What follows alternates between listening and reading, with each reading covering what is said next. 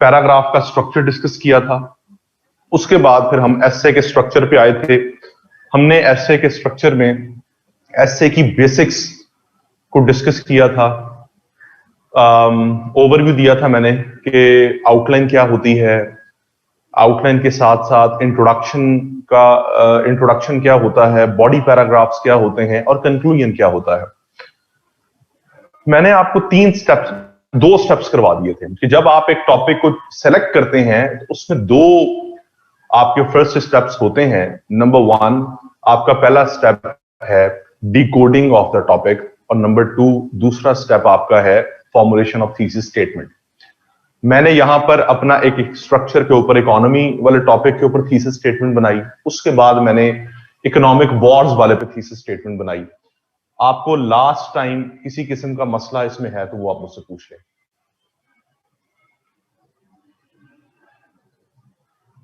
अच्छा जी, मैं पहले आप लोगों की असाइनमेंट्स आप लोगों से डिस्कस कर लूं।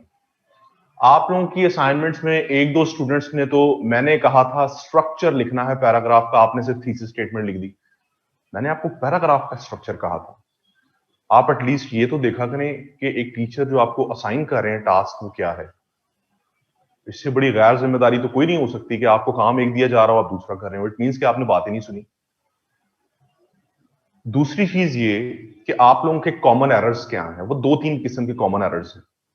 आप में से बहुत से लोगों ने टॉपिक सेंटेंस ही गलत लिखा है। मैंने आपको बताया था कि आपका टॉपिक सेंटेंस डायरेक्टली हिट करना चाहिए टॉपिक को। अपनी अपनी असाइनमेंट जरा खोलें सामने और आप लोग देखें जिन जिन की असाइनमेंट में मैंने रॉन्ग टॉपिक सेंटेंस लिखा है उसमें क्या गलती है। Challenges to higher education in Pakistan था, आपको सिंपल ये बनाना चाहिए था कि the higher education system in Pakistan is facing severe challenges. बात खत्म। आप लोगों ने जी यहां से बात शुरू की है education is the backbone of the country socio economic system, उसकी सिग्निफिकेंस बताना शुरू कर दी। फिर आप तीसरी चौथे सेंटेंस पे जाकर टॉपिक सेंटेंस अपना बना रहे। टॉपिक सेंटेंस हमेशा पहला फिक्रा होता है, हमेशा पहला फिक्रा होता है टॉपिक सेंटेंस। एक तो आप लोगों ने ये गलती की है, देखें जरा की है गलती आप लोगों ने या नहीं की। आप में से कई लोगों ने गलत टॉपिक सेंटेंस लिखा है। आपने जनरल बात से अपना स्टार्ट किया। कभी भी पैराग्राफ को जनरल बात से स्टार्ट नहीं करना। जो मैंने आपको स्ट्रक्चर पढ़ाया है हमेशा टॉपिक सेंटेंस से स्टार्ट होगा, हमेशा।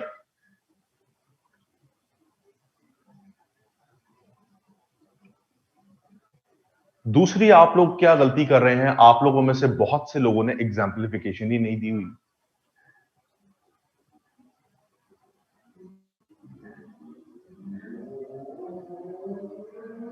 Sir Salman Kazmi said bright start.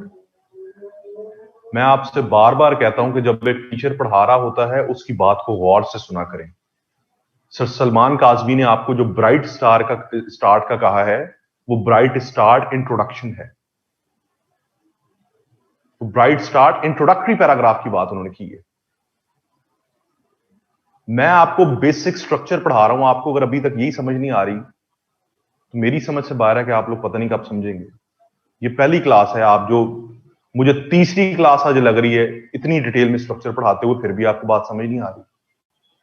या तो मेरे पढ़ाने में मसला है या आपके समझने में मसला है। पहली क्लास है लिटरली, रोज मैं 4-4 सेशंस को पढ़ा रहा हूं।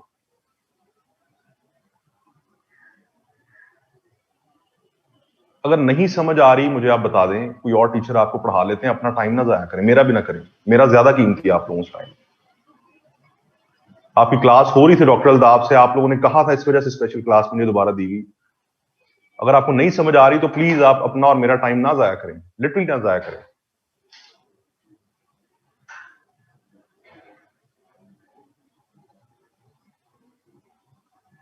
मैं आपको बेसिक पैराग्राफ का स्ट्रक्चर पढ़ाया, इंट्रोडक्शन मैंने अभी पढ़ाया ही नहीं है आपको।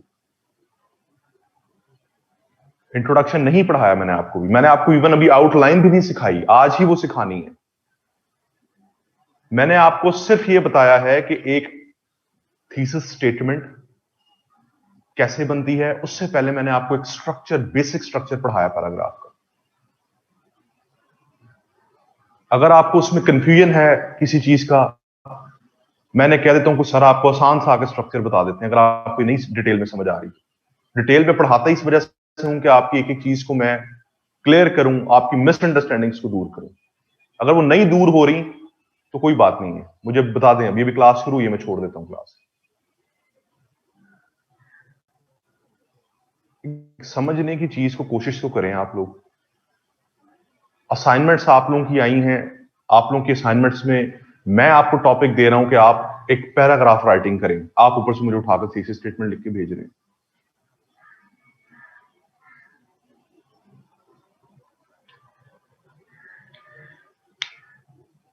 ये मुस्तफा इमरान का जरा माइक खोलें।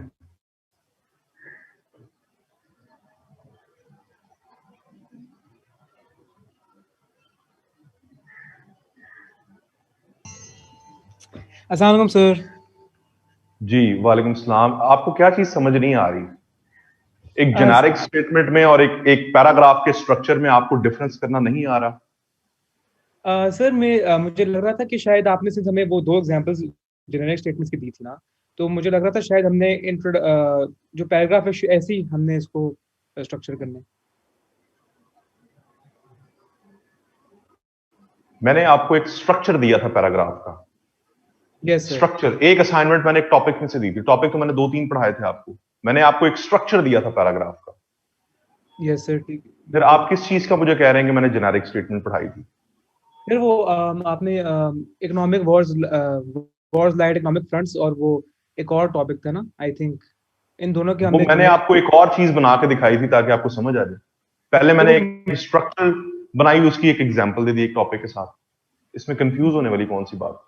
फिर वो मेन आइडियाज एलाइड आइडियाज वाली बात जो थी ना। तो उसका स्ट्रक्चर ऑफ पैराग्राफ से तो कोई ताल्लुक नहीं है ना।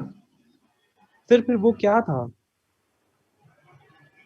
वो एसे की बेसिक्स थी। आपने जब एक एसे को चूज किया, सेलेक्ट किया, उसका यस। स्टेप 1 क्या होता है, उसका स्टेप 2 क्या होता है, वो चीजें थी अच्छा अच्छा कि अच्छा, पहला ओ। स्टेप कौन सा फॉलो करना है, फिर कौन सा करना है, फिर कौन सा करना है, फिर कौन सा करना है। ठीक है सर। चलें जी, ये जरा सुने आप। आउटलाइन का स्ट्रक्चर पढ़ते हैं। स्टेप 2 हमने 2 स्टेप्स पढ़ लिए थे, स्टेप 3 है स्ट्रक्चर ऑफ आउटलाइन। आउटलाइन का क्या स्ट्रक्चर होता है, ये जरा अपनी कॉपी पेंसिल हर चीज छोड़कर पहले मेरी बात को सुनना है गौर से। ये आधा ऐसे अब मैं आज एक्सप्लेन करने लगा हूं आपको, ठीक है? इसको जरा सुनना है। एक आउटलाइन का जो स्ट्रक्चर होता है, उसमें पहली हेडिंग जो होती है वो इंट्रोडक्शन होती है।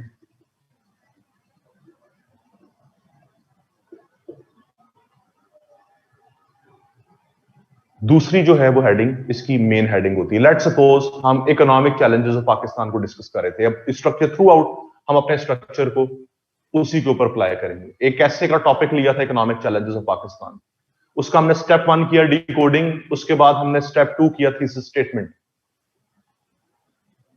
स्टेप 3 है आउटलाइन, फॉर्मुलेशन ऑफ आउटलाइन। अब मेन आइडिया क्या था? Economic challenges of Pakistan. तो यहां पर हेडिंग आएगी ongoing economic challenges of Pakistan. A, B, C, D, E. Allied ideas में क्या थे? Causes, impact, solutions, factors responsible for economic whose. Causes A, B, C, D, E। ये सब हेडिंग्स नहीं मैं लिख रहा, ये एक स्ट्रक्चर सिर्फ मैं आपको समझा रहा हूं। ये जब मैं आपको इकोनॉमी का ऐसे पढ़ाऊंगा तो फिर ये सारी चीजें इसमें सब हेडिंग्स आ जाएंगी। grave repercussions, impacts of economic issues of Pakistan. A, B, C, D, E. Way forward to deal with economic problems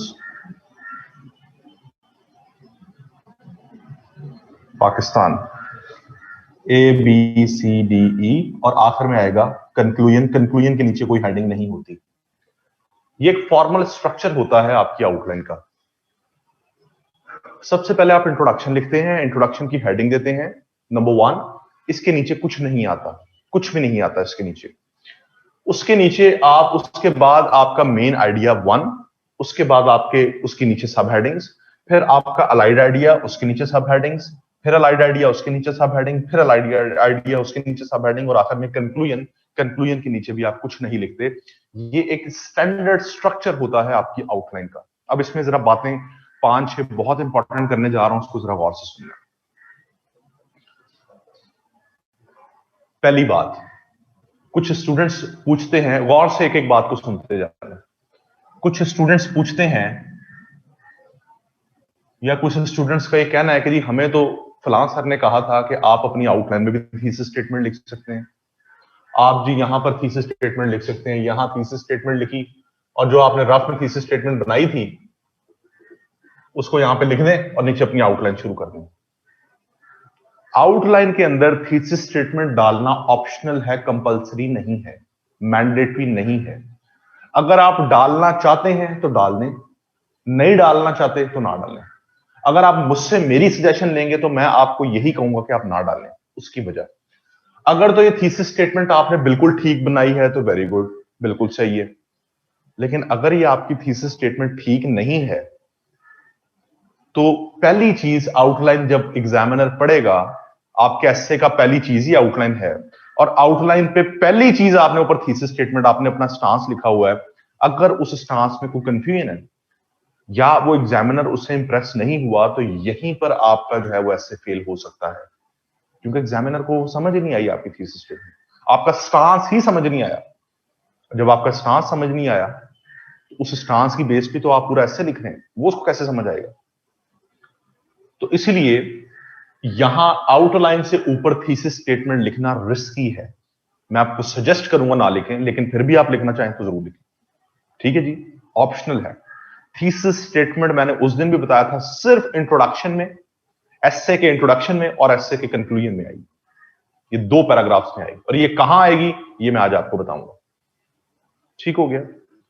दूसरा पॉइंट ये कि आपका जो एस्से है, एस्से की आउटलाइन है, ये बड़ी फॉर्मल आउटलाइन होनी चाहिए।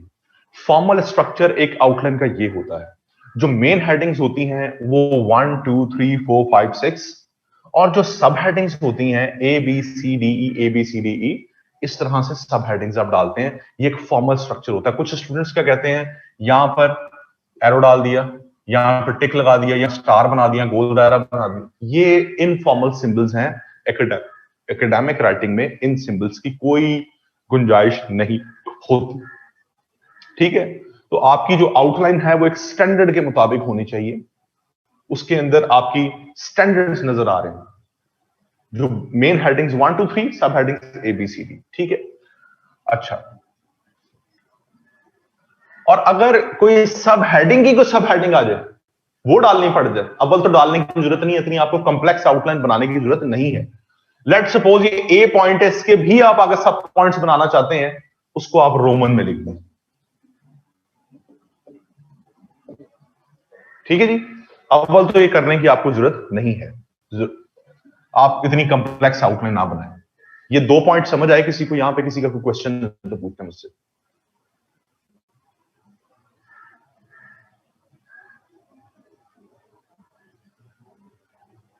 जी, किसी का कोई क्वेश्चन यहां पे है तो पूछ लें। क्लियर है जी यहां तक? अच्छा, आगे आगे। आपकी जो आउटलाइन है, स्टूडेंट्स पूछते हैं कि क्या हमें अपनी आउटलाइन सेंटेंस फॉर्म में लिखनी चाहिए या फ्रेज फॉर्म में लिखनी चाहिए? ये है phrase form, ongoing economic challenges of Pakistan, ये है फ्रेज। इसके नीचे अगर आप सब हेडिंग लिखते हैं तो आप लिखेंगे growing current account deficit, depletion of foreign reserves, poor taxation mechanism, ये क्या है? ये कौन सा फॉर्मेट है? ये फ्रेज फॉर्म है, फ्रेजेस है, ठीक है। कुछ स्टूडेंट्स कहते हैं जी हम सेंटेंस फॉर्म में लिखें, पूरा पूरा फिक्रा लिखें कि जी Pakistan is confronting severe economic challenges. आगे जो है वो नीचे आपकी इसी तरह से जो सब हेडिंग्स होंगी वो भी सेंटेंस फॉर्म में होंगी। आप दोनों में से कोई भी इस्तेमाल कर सकते हैं, कोई भी आप इस्तेमाल कर सकते हैं। सिर्फ ये ख्याल रखना है कि आपकी मिक्स ना हो, ये ना हो कि आपने आधी आउटलाइन सेंटेंस में लिख दी, आधी फ्रेज में लिख दी, या फ्रेज में लिख दें या सेंटेंस में लिख दें, किसी में भी लिख सकते हैं, मिक्स नहीं करना। मैं आपको रिकमेंड करूंगा कि आप फ्रेज फॉर्म में लिखें। उसकी वजह यह है कि जब आप सेंटेंसेस फुल फ्लेज लिखते हैं तो आपकी आउटलाइन बिला वजह लंबी लगना शुरू हो जाती है और उससे एग्जामिनर इरिटेट होता है और उसको टाइम भी लगता है। जब आपने जहां पर आपने फ्रेज लिखना है और वहां सेंटेंस लिखना है तो सेंटेंस लिखने में टाइम भी लगेगा, तो इस वजह से फ्रेज फॉर्म में लिखें। ठीक। चौथा पॉइंट, आपकी आउटलाइन की लेंथ कितनी होनी चाहिए? आपकी आउटलाइन की लेंथ मैक्सिमम 1.5 से 2 पेज होनी चाहिए, इससे एक्सीड ना करे, क्योंकि एग्जामिनर को पता चल जाएगा कि आपने अगर 3 पेजेस पे 4 पेजेस पे आउटलाइन बनाई है तो 3 घंटे में आप इतना बड़ा ऐसे नहीं लिख सकते, क्योंकि आपने आउटलाइन के एक एक पॉइंट को एक्सप्लेन करना है। ठीक है, एक एक पॉइंट को आपने एक्सप्लेन करना है, तो आप इतना लंबा ऐसे नहीं लिख सकते। इसी वजह से आपको 1.5 से 2 पेज की आउटलाइन बनानी चाहिए। आइडियल आउटलाइन जो है वो 1.5 पेज की होती है, ठीक है, इससे कम भी नहीं होनी चाहिए, इससे कम पे भी आप लेंथ अचीव नहीं कर सकते। अब सवाल ये आता है कि एक अपनी आउटलाइन में बैलेंस कैसे मेंटेन किया जाए। बैलेंस्ड, आपकी आउटलाइन बैलेंस्ड होनी चाहिए। आपका ये मेन आइडिया है जिसके ऊपर आपका एम्फेसिस होना चाहिए। इसमें लेट सपोज अगर मैंने 5 पॉइंट्स आपको लिखे हैं, यहां अगर आप 7 से 8 पॉइंट्स इनके एक्सप्लेन करते हैं सब हेडिंग्स, तो जो अलाइड आइडियाज हैं उनके 4 से 5, 5 से 6, 6 से 7 इतने कर लें। आउटलाइन के अंदर जो है ना बैलेंस मेंटेन करना बड़ा जरूरी होता है। इसको ऐसा नहीं करना कि आपकी जो मेन आइडिया है इसमें 15 पॉइंट्स आपने लिख दिए, ये 1 2 3 4 5 6 7 8 9 10, और जो सब हेडिंग्स हैं ये कॉजेस की सब हेडिंग, इसमें 2 पॉइंट्स आ गए, आगे इंपैक्ट्स है इसमें फिर 6 पॉइंट्स आ गए, सोल्यूशन आए इसमें फिर 10 पॉइंट्स आ गए। आपकी आउटलाइन में बैलेंस नहीं लगेगा। एग्जामिनर को तासुर जाएगा कि शायद आपका इसके ऊपर तो बहुत नॉलेज है और इसके ऊपर तो बहुत नॉलेज है, इसके और इसके ऊपर नॉलेज नहीं है। कि आपने यहां से 2 पॉइंट्स लिखे हैं, यहां से 4 लिखे हैं, यहां 7 लिख दिए या 15 लिख दिए। एक सिमेट्री होनी चाहिए आउटलाइन में। मैं ये नहीं कहता कि टोटल बैलेंस्ड हो कि 5 5 5 5, नहीं, आप 7 8 इसके लिख दें, 5 6 इसके लिख दें, 4 5 इसके लिख दें, करीब करीब रहना है। इतना ज्यादा डिफरेंस नहीं कि 15 इसके पॉइंट्स, 2 इसके पॉइंट्स, फिर 6 इसके पॉइंट्स, फिर 4 इसके पॉइंट्स। आउटलाइन में खूबसूरती हो, बैलेंस हो, आपके आर्गुमेंट्स में बैलेंस हो कि हाँ आप जितना इसको एक्सप्लेन कर रहे हैं ऑलमोस्ट उसको उतना ही इसको एक्सप्लेन, उतना ही इसको, उतना ही इसको, तो आपकी आउटलाइन के अंदर बैलेंस आ जाएगा। इतनी बात समझ आ गई? फिर आप लोग क्या करते हैं,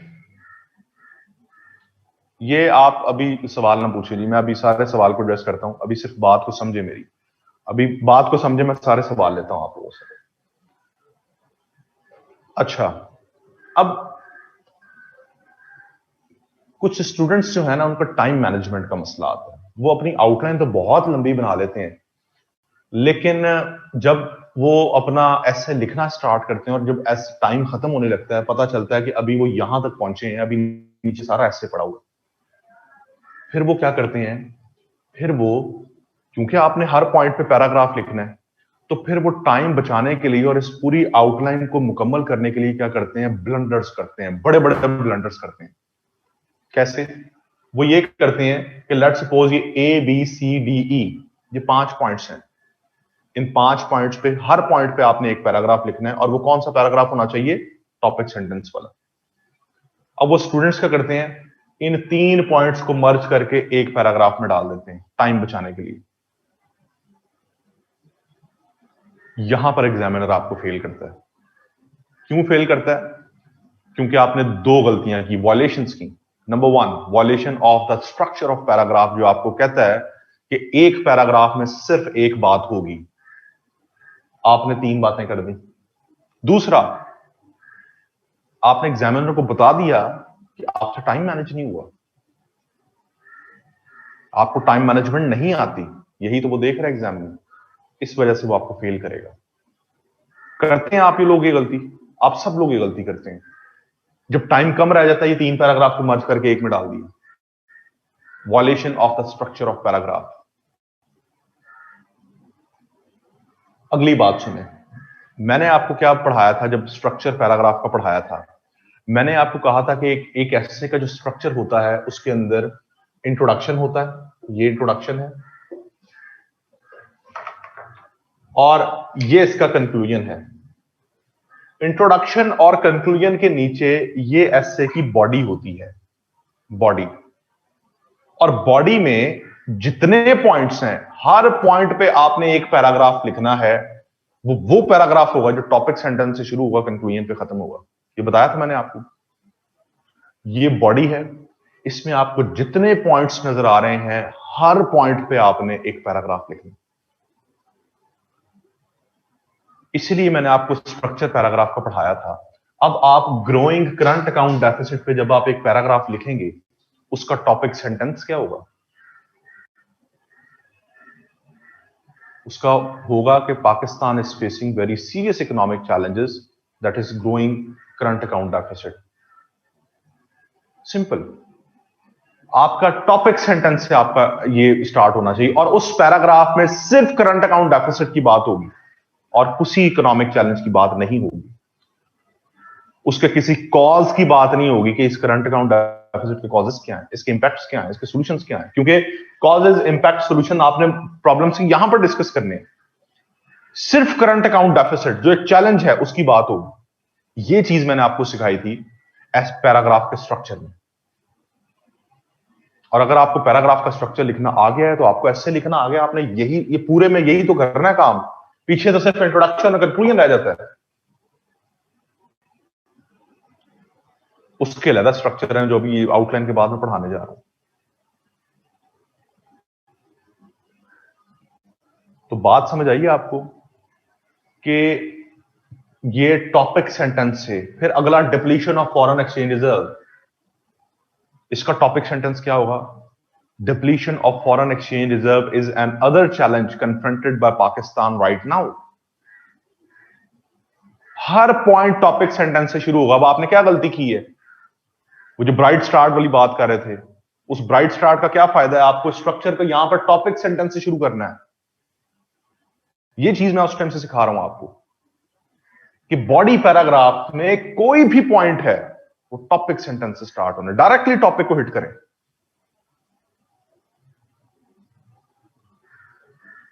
यहां तक कोई क्वेश्चन जी? अच्छा जी sir, how will this take up 1.5 pages? Would not it take up less? 5 paragraph, 4 points would be 20। यार अमीर, ये मैथमेटिकल कैलकुलेशंस नहीं है। ऐसे को ना हमने मैथमेटिक्स बना दी है एक तरह से।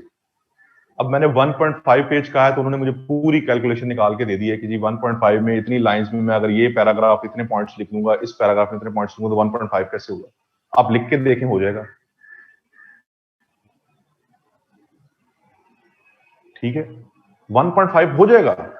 आप 6 इस पूरी आउटलाइन को बना के देखें, आप कैसे नहीं 1.5 पेज पे आएगी, बना के तो देखें। ये मैथमेटिकल कैलकुलेशंस नहीं होती कि एक फीता रख के हमने यहां पर रखा जी, ए पॉइंट यहां पर आ गया तो हल्का सा हिला के बी लिख दें। ये चीजें नहीं होती है। ऐसे is all about free flow writing.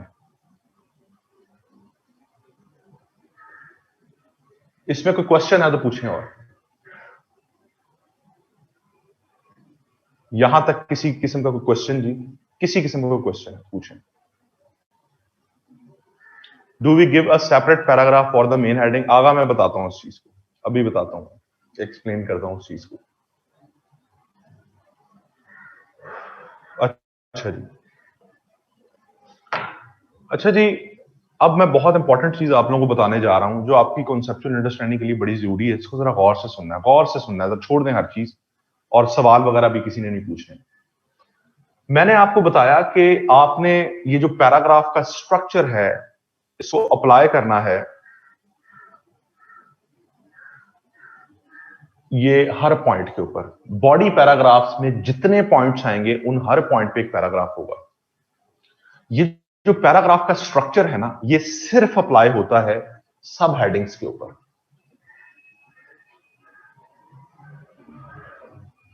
ए पे पैराग्राफ, बी पे, सी पे, डी पे, ई पे, A B C D E, A B C D, A B C D.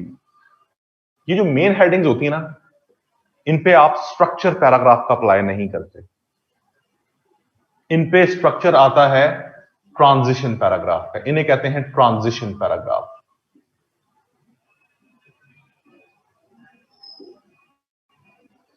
Transition का मतलब क्या होता है? एक चीज से दूसरी जगह ट्रांसफर होना, एक पॉइंट को दूसरे से कनेक्ट करवाना।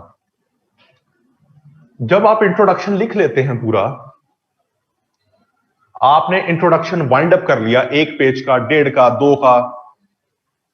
जब आपने इंट्रोडक्शन वाइंड अप कर लिया, एक ही पैराग्राफ ही होता है, जहां ये पैराग्राफ खत्म हो रहा है उससे आगे एक नया पैराग्राफ शुरू होगा। कैसे? मैं आपको एक बनाकर दिखा देता हूं।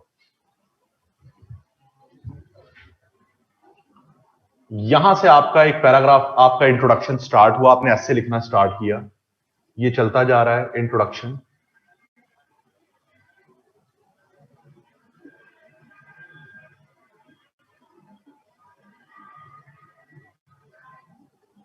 यहां जाके आपका इंट्रोडक्शन खत्म हो गया। ये आपका इंट्रोडक्टरी पैराग्राफ था।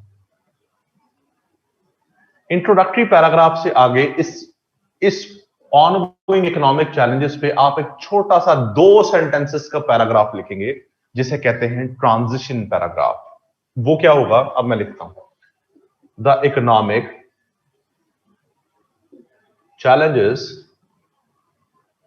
of Pakistan are very serious in nature. These woes are going to be discussed in detail. इसे कहते हैं ट्रांजिशन पैराग्राफ, जो कि सिर्फ 1 या 2 लाइंस का होता है, 2 सेंटेंसेस का होता है। इंट्रोडक्शन लिखा, मेन हेडिंग के ऊपर आपने ये ट्रांजिशन लिख दी। अब आपका ए पॉइंट करंट अकाउंट डेफिसिट, यहां से आप अपना नया पैराग्राफ शुरू करेंगे। आप अपने पूरे पैराग्राफ को करंट अकाउंट डेफिसिट पे पूरा पैराग्राफ लिखेंगे। जब ये पैराग्राफ खत्म हो जाएगा, फिर आप इसके ऊपर पूरा पैराग्राफ लिखेंगे, फिर आप इसके ऊपर फिर लिखेंगे, इसके ऊपर लिखेंगे, इसके ऊपर लिखेंगे। जब आपने ये सारे पैराग्राफ लिख लिए, ई पॉइंट पे भी पैराग्राफ एक लिख लिया, उस ई पॉइंट के बाद दोबारा से ट्रांजिशन आएगी इस मेन हेडिंग की, इसी तरह की। वहां आप क्या लिखेंगे? आपने यहां क्या लिखा था कि ये जो पाकिस्तान के इकोनॉमिक इश्यूज हैं, ये बड़े स्वेयर हैं, ये चैलेंजेस आगे डिस्कस होने जा रहे हैं। यहां आप लिखेंगे कि जी इन इकोनॉमिक चैलेंजेस को जो डिस्कस हुए हैं, इसके पीछे कुछ कॉजेज हैं, कुछ फैक्टर्स हैं जो कि बड़े स्वेयर हैं और ये आगे डिस्कस होने जा रहे हैं। सेम इसी तरह से 2 सेंटेंसेस। उसके बाद ए पॉइंट पे B C D E 5 paragraph इन पे। जब ये ई खत्म हो जाएगा, फिर आपका इंपैक्ट्स के बारे में एक ट्रांजिशन पैराग्राफ आएगा। उस ट्रांजिशन के बाद फिर आपने 1 बी सी डी ई पे 5 पैराग्राफ, और फिर आपका वे फॉरवर्ड जो मेन हेडिंग है, इसके बारे में ट्रांजिशन आएगी। फिर ए बी सी डी ई, और आखिर में कंक्लूजन से पहले ट्रांजिशन नहीं होती। आखिरी पैराग्राफ एग्जामिनर को पता होता है कंक्लूजन है। अच्छा, मकसद क्या है इन ट्रांजिशंस का? मैंने कहा कि यहां ट्रांजिशन आएगी हर मेन जो आपकी हेडिंग है उसमें, और आपका हर बॉडी पैराग्राफ टॉपिक सेंटेंस से शुरू होगा। इसकी लॉजिक क्या होती है? लॉजिक ये होती है कि कभी भी कोई भी पैराग्राफ, कभी भी एसे के अंदर हेडिंग्स नहीं होती। आपने एक पैराग्राफ की फॉर्म में ऐसे लिखना है। एग्जामिनर अगर दरमियान से आपका ऐसे खोल ले, उसे कैसे पता चलेगा कि अंदर क्या बात हो रही है? नहीं ना पता चलेगा। वो जब इंट्रोडक्शन पढ़ेगा, इंट्रोडक्शन के बाद जब ये वो ट्रांजिशन देखेगा, ये 2 लाइंस पढ़ेगा, उसको समझ आ जाएगी कि अच्छा अब यहां से आगे इकोनॉमिक चैलेंजेस डिस्कस होने जा रहे हैं। वो पहला इकोनॉमिक चैलेंज की पहली लाइन पढ़ेगा जिसे टॉपिक सेंटेंस कहते हैं, उसको समझ आ जाएगी अच्छा ये पॉइंट तो करंट अकाउंट डेफिसिट के बारे में है। अगले पैराग्राफ का टॉपिक सेंटेंस पढ़ेगा, उसको समझ आ जाएगी अच्छा ये तो depletion of foreign exchange reserves के बारे में। अगले पैराग्राफ का टॉपिक सेंटेंस पढ़ेगा, उसको पता लग जाएगा तो पुअर टैक्सेशन मैकेनिज्म के बारे में। तो ये जो टॉपिक सेंटेंस होते हैं ना पैराग्राफ के, ये एक तरह के हेडिंग का काम कर रहे होते हैं, एग्जामिनर की रहनुमाई कर रहे होते हैं कि ये पैराग्राफ इस बारे में है। और ये जो ट्रांजिशंस होती है ना, ये एग्जामिनर की रहनुमाई कर रही होती है कि अब यहां से एक नई डोमेन स्टार्ट हो गई है, इस बारे में बात होने जा रही है। जब एग्जामिनर ग्रेव रेपरकशंस को पढ़ेगा, इसकी ट्रांजिशन को पढ़ेगा, उसको आइडिया हो जाएगा अच्छा अब यहां से एसे के इंपैक्ट शुरू हो गए। ये मकसद होता है ट्रांजिशन पैराग्राफ का, और ये मकसद होता है हर पैराग्राफ को टॉपिक सेंटेंस से स्टार्ट करने का। समझ आ गई इस बात की? मैं सवाल लेता हूं, मैंने बार बार आपको कहा कि सवाल ना पूछ, मैं लेता हूं सवाल। यहां तक समझ आ गई जी? ये बात समझ आई है ट्रांजिशन पैराग्राफ, और मैंने आपको जो समझाया इसकी लॉजिक दी, कोई मसला मसाइल यहां तक? अच्छा, अब यहां पर क्वेश्चन क्या है नूर का, ये जरा दिखाइएगा। नूरुल हुदा क्या पूछ रही है? नूरुल हुदा से पहले जरा ये ऊपर कीजिएगा शायद।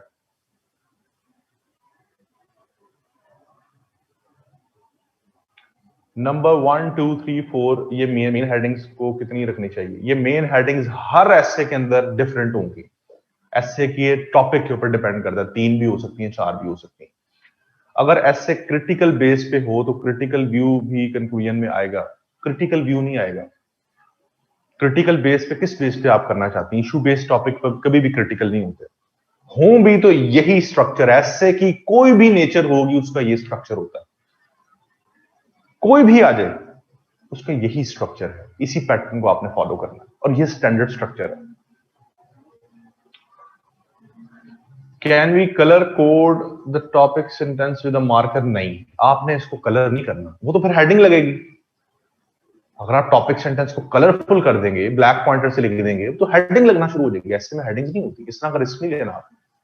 हाँ, कोई फैक्ट्स एंड फिगर्स अगर आप लिख रहे हैं एग्जाम्पलिफिकेशन वगैरह में, उसको आप हाईलाइट कर दें, लेकिन टॉपिक सेंटेंस को या ट्रांजिशन को आपने नहीं करना, वो तो हेडिंग्स प्रॉपर लगना शुरू हो जाए। जी नीचे करेंगे मैसेज।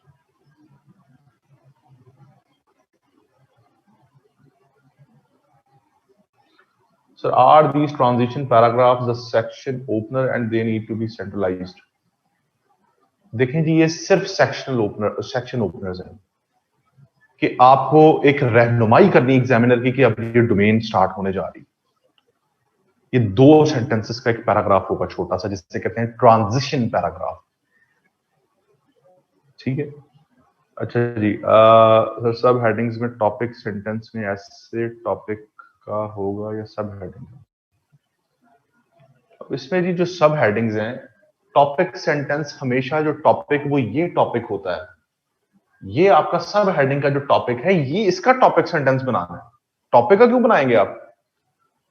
हर पैराग्राफ में अगर आप इकोनॉमिक चैलेंजेस से शुरू हो जाएंगे, वो तो रेपिटेशन हो जाएगी।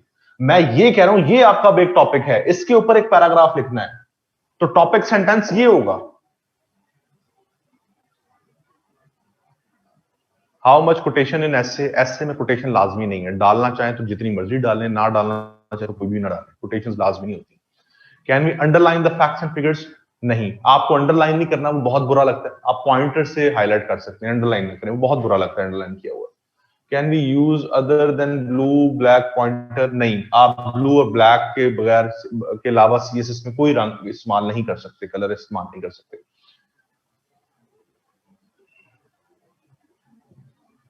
Semi block pattern for semi block या फुल ब्लॉक से क्या मुराद है आपका?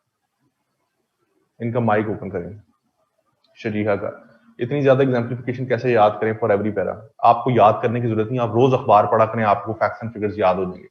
ना भी याद हो, आप अपनी तरफ से कोई एज्यूम किए हुए लिख दें, वहां एग्जामिनर को तो नहीं ना पता।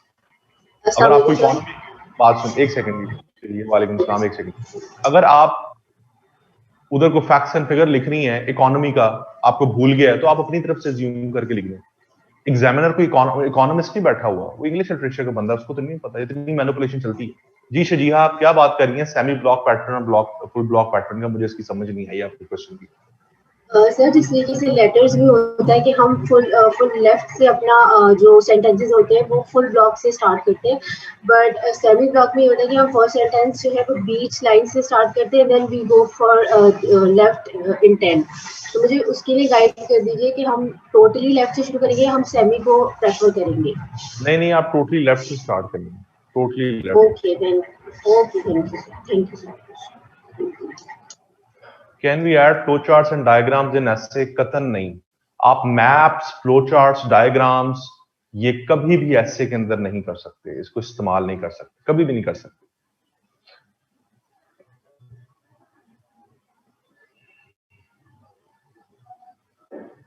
So sir, alternate between facts and references, just to be clear. Facts और की जगह अगर अल्टरनेट आपने यूज करना है तो इंपेरिकल एविडेंस दे दें कि फलां ऑथर ने फलां किताब में इस बारे में ये कहा है, आप वो दे दें एविडेंस। अगर आपको फैक्ट्स एंड फिगर्स याद नहीं हो रहे, आप कोई केस स्टडी को डिस्कस कर दें, किसी बुक का रेफरेंस दे दें, किसी ऑथर का रेफरेंस दे दें, ठीक है जी। जांजेब खान को जी करें, इनका ऑन करें। Transition paragraph should not be at least 6 lines. नहीं, 6 लाइन्स नहीं होनी चाहिए, मैक्सिमम 2 सेंटेंसेस होने चाहिए। Grammar composition paragraph should be at least 6 lines. और मैंने आपको बताया कि ये पैराग्राफ के स्ट्रक्चर पे पूरा नहीं उतरता, ये 2 सेंटेंसेस होते हैं, इस वजह से हम इसको एक सेंटेंस नहीं कह सकते, इसीलिए हम इसको पैराग्राफ, ट्रांजिशन पैराग्राफ कहते हैं, ठीक है। तो 6 लाइन्स नहीं होनी चाहिए। और बाय द वे लाइंस और सेंटेंसेस में फर्क होता है। ये लाइंस हैं, 1 2 3 4 5, ये लाइंस हैं। सेंटेंस एक प्रॉपर ग्रुप ऑफ वर्ड्स होता है जिसकी सेंस होती है और जिसके अंदर सब्जेक्ट वर्ब कॉम्बिनेशन होता है। लाइंस और सेंटेंस में फर्क है जी। ये जांजेब खान को करेंगे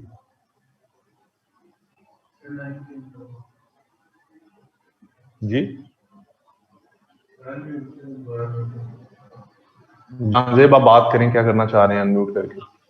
वालेकुम सर। वालेकुम सलाम। सर मुझे एक चीज पूछनी थी, हमें सर ने बताया था, सर काज़मी ने, मुझे वो चीज एक समझ नहीं आई थी आउटलाइन से रिलेटेड।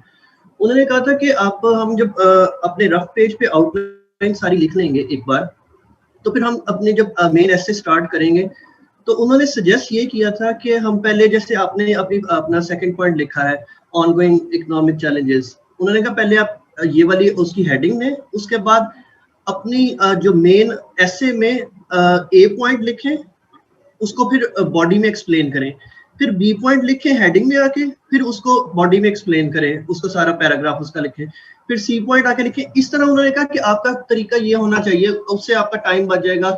एंड में अगर आपको मतलब आप आउटलाइन का सारा उसकी जगह छोड़ दें, अंदाजे के मुताबिक इतनी मेरी आउटलाइन है, लाइन्स गिन के उसकी जगह छोड़ दें, साथ साथ एक एक पॉइंट लिखते रहे आउटलाइन में, और साथ साथ उसको पैराग्राफ उसका लिखते रहे।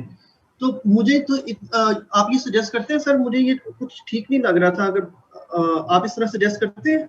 देखें, हर टीचर का एक अपना स्टाइल है आपको रिकमेंड करने का, और ऐसे की बड़ी सब्जेक्टिव नेचर है, इसीलिए आप देखेंगे हर कोई अपने तरीके से ऐसे पढ़ाता है। मैं ये जो सर सलमान काज़मी ने बताया है, इसको गलत नहीं कहूंगा, इसको मैं कहूंगा it's totally up to your choice. मैं कभी भी ऐसा नहीं करूंगा पर्सनली। उसकी रीजन है, जब आप आउटलाइन की जगह छोड़ देते हैं, outline is your content page, outline आपको डायरेक्शन दे रही है कि आपने अब इस पॉइंट पे ऐसे लिखना है। आपको एक रोड मैप मिल जाए ना, आप उसको फॉलो करते हुए टाइम से पहुंच जाएंगे। अपने जगह, किसी जगह जाना है, आपको गूगल मैप रास्ता दिखा रहे हैं तो आप आराम से पहुंच जाएंगे। एक वो रास्ता है कि किसी से पूछते पूछाते जाएं और देर से पहुंचेंगे, ऐसे ही। तो आउटलाइन अगर आप बना लेते हैं तो वो आपको एक डायरेक्शन मिल जाती है, रास्ता मिल जाता है कि मैंने पहले ये पॉइंट, ये पॉइंट, ये पॉइंट, ये पॉइंट, ये पॉइंट, ये पॉइंट ऐसे एक्सप्लेन करते जाना है इसको, ठीक है। आपने पहले आउटलाइन बनाकर रख ली। जो आप सलमान काज़मी का तरीका बता रहे हैं, उससे मसला क्या होता है? उससे मसला ये होता है कि जब आप एक आउटलाइन में एक पहले पॉइंट लिखेंगे, फिर उसको आगे एक्सप्लेन करेंगे, फिर पॉइंट लिखेंगे, फिर एक्सप्लेन, फिर पॉइंट, फिर एक्सप्लेन। तो इसका मतलब कि आप ब्रेनस्टॉर्मिंग भी एक टाइम पे कर रहे हैं, ब्रेनस्टॉर्मिंग के साथ राइटिंग भी साथ साथ कर रहे हैं। yes. जब आप ब्रेनस्टॉर्मिंग कर रहे होते हैं, बहुत से ऐसे आइडियाज होते हैं जो आपके दिमाग में तो आ रहे होते हैं, लेकिन वो आपको लग रहा होता है कि नहीं इसको मैंने पहले नहीं, इसको बाद में लिखना है, इसको बाद में नहीं, इसको पहले लिखना चाहिए था। अब वहां पर आप ब्रेनस्टॉर्मिंग भी करते जा रहे हैं, जो पॉइंट जेन में आया लिखा, उसको आगे पैराग्राफ बना दिया, फिर लिखा, फिर आगे पैराग्राफ बना दिया, फिर लिखा, फिर पैराग्राफ। उसमें एक बहुत बड़ा फैक्टर कोहेरेंस का आ सकता है कि आपके ऐसे पॉइंट्स, ये चांस भी हो सकता है कि आपने जो मोस्ट इंपॉर्टेंट पॉइंट्स शुरू में डिस्कस करने तो एंड पे आ गए, जो लीस्ट इंपॉर्टेंट तो वो आपने पहले डिस्कस कर दिया। क्यों? क्योंकि आपके दिमाग में पहले आ गए ना, आपने फौरन लिखा, लिख के उसको पैराग्राफ में कन्वर्ट कर दिया। बात समझे आप? पहले आप अपनी आउटलाइन बनाएं, उसके बाद आप उसके ऊपर आराम से ऐसे लिखना शुरू करें। बात खत्म। Okay sir, thank you very much. ठीक है, ये आपकी अपनी चॉइस है। मैं फिर ये कहूंगा कि आपका जो कंफर्ट जोन है उसमें रहते हुए काम करें। अगर आपका कंफर्ट जोन है जो सर सलमान काज़मी कह रहे हैं, तो जरूर करें। ये कोई हरफे आखिर चीज नहीं है। ऐसे किसी तीसरे बंदे के पास आप जाएंगे, वो आपको नया तरीका बता देगा, फिर क्या करेंगे? जो आपका कंफर्ट जोन है वो रहते हुए करेंगे। अगर आपको उनकी बात सही लग रही तो आप उनकी बात उस तरह से कर लें। ठीक है, thank you very much sir.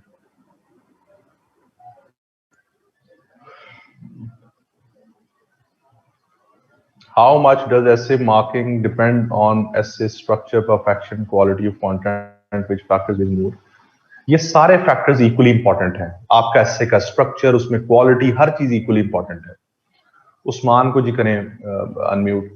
He told to make the outline in rough and then neat it after completion the essay so that in case you run short of time you can skip them. ये किया जा सकता है, ये किया जा सकता है, लेकिन मैं फिर आपको ये कहूंगा कि मैं ये रिकमेंड नहीं करता। उसकी वजह, ये बहुत से टीचर्स, 90% टीचर ये कहते हैं कि आप ऐसा करें, पहले रफ में आउटलाइन बना लें, उसके बाद अपना एस्से लिखना स्टार्ट कर दें, और एस्से लिखते हुए आपको लगता है कि आपके पास टाइम कम हो गया तो वो आउटलाइन में से कुछ पॉइंट्स काट दें, क्योंकि रफ है तो आप स्किप हो जाएंगे, और आप अपना एस्से अपना पूरा जारी रखें। और या अगर आपके पास टाइम बच गया है तो आप उस आउटलाइन में पॉइंट्स ऐड करें, वो अपने एस्से में डालते जाएं, और आखिर में जब आपके पास आखिरी में 10-15 मिनट आखिर में रख लें, ताकि उस रफ आउटलाइन को जिसमें आपने कुछ अमेंडमेंट्स की हैं उसको आप आखिर में जाकर नीट कर लें। यही बात कह रहे हैं ना आप? यही कह रहे हैं। इसका नुकसान पता क्या है? इसके दो नुकसान है। इसका एक नुकसान तो ये है कि आप जब एस्से में बैठते हैं ना, मैंने सीएसएस का एस्से दिया हुआ है, मैं बैठा हूं उस इम्तिहान में, मुझे उस प्रेशर का पता है। वो जो प्रेशर होता है ना पहले इम्तिहान के अंदर आपका, और एस्से का इम्तिहान जिसका सबसे बड़ा एक हवा बना हुआ है, उसमें जब आप बैठते हैं और एस्से लिखना स्टार्ट करते हैं, आपके पास नॉलेज बहुत होता है, आपको टाइम का पता ही नहीं चलता टाइम कहां चला गया। जब आप रफ आउटलाइन बनाकर एस्से लिखना शुरू करेंगे, आपके दिमाग में एक ही बात होगी, और वो ये होगी कि जी मैंने पूरे 10 से 15 मिनट अलहदा से निकालने हैं अपनी आउटलाइन को नीट करने के लिए। 5 मिनट में या 2 मिनट में आउटलाइन नीट नहीं होती, ये करके देख लें अभी। और जब प्रेशर हो वहां पर तो कतई नहीं होती। और सबसे पहले एग्जामिनर ने आउटलाइन पढ़नी है। आपके भी दिमाग में ये है कि मैं ऐसे लिख रहा हूं या लिख रही हूं, अभी मैंने 10 से 15 मिनट अलहदा से निकालने हैं आउटलाइन के लिए। एक तो आपके वो 3 घंटे सर पर सवार रहेगी चीज, साइकोलॉजिकल प्रेशर। और मैं बहुत से ऐसे लोगों से मिला हूं जिन्हें टाइम के नहीं पता चलता, आखिर में टाइम खत्म हो जाता है, उनकी आउटलाइन रह जाती है, ऐसे सारा लिखा होता है, आउटलाइन नहीं लिखी होती, उड़ जाते हैं। या आखिर में 2 से 3 मिनट बचते हैं, गंदी मंदी राइटिंग में अपनी आउटलाइन बनाते हैं। एग्जामिनर ने आपका ऐसे नहीं सबसे पहले आउटलाइन पढ़नी है, और उसके ऊपर इतनी रफ आउटलाइन आपने जल्दबाजी में बनाई हुई, वो आपको क्या पास करेगा? आपको पता है कि आपका ऐसे कितनी देर में चेक होता है? एक एग्जामिनर आपका ऐसे कितनी देर में चेक कर रहा है? Just 30 seconds. 30 सेकंड में आपका पूरा ऐसे चेक कर रहा है, 3000 वर्ड्स या 2000 वर्ड्स। वो पता कैसे करता है? आप मुझे आउटलाइन दें, कोई निकाल दें, मैं आपको 5 सेकंड में बता दूंगा ये आउटलाइन ठीक है नहीं। अगर मेरा 1.5 से 2 साल पढ़ाने में इतना एक्सपीरियंस हो गया, वो तो 70 साल से उनकी उम्र है, उन्होंने 40 साल 50 साल काम ही ये किया। वो 5 सेकंड में उसको पता लग जाएगा कि आपकी आउटलाइन टॉपिक से मैच कर रही है, कोई डेविएट तो नहीं हो रहे, इधर उधर तो नहीं हो रहे। अगर आप इधर इधर हो रहे हुए तो पहले 5 सेकंड में आप उड़ जाएंगे। अगर 10 सेकंड, 5 से 10 सेकंड में वो आउटलाइन देखेगा, अगर वो ठीक है, अगले 5 से 10 सेकंड में इंट्रोडक्शन पढ़ लेगा। उसमें थीसिस स्टेटमेंट है, उसमें ग्रामर की कोई गलती नहीं है तो गए 20 सेकंड गुजर गए, आखिर में कंक्लूजन पे जाएगा, कंक्लूजन देखेगा, अच्छा जी 5-10 सेकंड में वो पढ़ेगा, पास या फेल। आपको क्या लगता है कि उसके पास इतना टाइम है कि वो आपका एक एक वर्ड पढ़ रहा है? 15,000 ऐसे का पेपर चेक करना है एक एग्जामिनर ने, या 2 ने या 3 ने। 3 महीने का उनको टाइम दिया जाता है, एवरेज निकाल लें 3 महीने को, अगर 1 घंटा भी दे या 2 घंटे भी दे एक पेपर को, वो तो 4 साल लग जाए उसको पेपर चेक करते हुए। इतने 30 सेकंड में पेपर चेक होता है। अस्सलाम वालेकुम सर। तो वालेकुम सलाम, एक सेकंड जी मुझे बात कंप्लीट करने दें। तो ये जो तरीका है मैं इसको रिकमेंड नहीं करता। आप जब आउटलाइन बना रहे हैं, ब्रेनस्टॉर्मिंग कर रहे हैं, thesis statement step 1, step 2, step 3, step 3 को रफ में करें, पेंसिल छोड़ दें, 5 से 7 मिनट आराम से जब आप एक आउटलाइन रफ में बना लें, उसको सोचें, 5, 7, 8 मिनट सोचें उसे, इसमें पॉइंट कोई ऐड करने वाला रह तो नहीं गया, कोई चीज स्किप तो नहीं हो गई। और जब आपने एक दफा सोच लिया, बस फाइनल, उसके बाद आप उसको अपने पेज पे उतारें, नीट करके उतारें और उसके ऊपर आराम से अपना एस्से लिखना शुरू करें। ये क्या आर्गुमेंट हुआ कि रफ में आप लिख लें, रफ में लिखकर आगे आप एस्से लिखना शुरू कर दें, कोई माइंड आपका स्किप हो जाता है या कोई नई माइंड में चीज आ जाए। क्यों आ गई नई माइंड में चीज? इसका मतलब आपने प्रैक्टिस ही नहीं की हुई थी, आपको अपनी कैपेबिलिटीज का अंदाजा नहीं था कि मैं इतने टाइम में इतना ऐसे लिख सकता हूं। ये तो इसका मतलब ये है कि आप रफ में ऐसे आउटलाइन बनाकर ऐसे लिखना शुरू कर दें, दरमियान में चीज ऐड करनी पड़ी, माइनस करनी पड़ी। क्यों ऐड या माइनस करनी पड़ी? क्या आपको आपकी कैपेबिलिटीज का अंदाजा नहीं है कि इतने टाइम फ्रेम में मैं इतने पैराग्राफ्स लिख सकता हूं? वो तभी होता है जब आपने प्रैक्टिस नहीं की होती है। अगर आपने प्रैक्टिस की है, 10, 15, 20 एसेस लिखे हैं, आपका एक एक मिनट कैलकुलेटेड होगा, आपको पता होगा मैं इस मिनट में ये कर सकता हूं, मैं इस मिनट में ये कर सकता हूं। तो फिर क्या जरूरत रह जाती है आपको रफ बनाकर ये एक्सपेरिमेंट करने की, जी मैं कोई चीज ऐड कर दूंगा, कोई माइनस कर दूंगा, टाइम को देखते हुए अपने चीजें मैनेज करूंगा। आपको ये पहले प्रैक्टिस में करना चाहिए था, आपने नहीं किया तो फिर आपको यही मसले उधर जाके आएंगे। तो मैं किसी भी टीचर को गलत नहीं करता, कहता ये सब टीचर्स मेरे से बहुत ज्यादा एक्सपीरियंस्ड है, मैं कोई प्रोफेशनल टीचर नहीं हूं, मैं आप ही की तरह का एक स्टूडेंट हूं और आज भी स्टूडेंट हूं, ठीक है। ये सब लोग बहुत सीनियर लोग हैं, लेकिन जो मैंने अपनी अंडरस्टैंडिंग ली है, मेरा इख्तिलाफ का तो हक है। मैंने जो अंडरस्टैंड किया है टॉपिक को, एस्से को, मैं उसके मुताबिक अपनी लॉजिक देता हूं। आपको इत्तेफाक करना चाहें आप करें, अगर आप नहीं इत्तेफाक करना चाहते तो इट्स टोटली योर डिसीजन। मैं कोई चीज इंपोज तो नहीं कर सकता, कोई भी नहीं कर सकता। ये तो लॉजिक है, अगर आपको जिसकी लॉजिक बेहतर लगती है उससे बात करें। मैंने तो अपना एक स्टांस को जस्टिफाई किया है, अगर आपको समझ आती है तो जरूर करें, नहीं आती तो ना करें। आगे ऊपर कीजिएगा जी इनके मैसेजेस। जी उस्मान, क्या क्वेश्चन है आपका?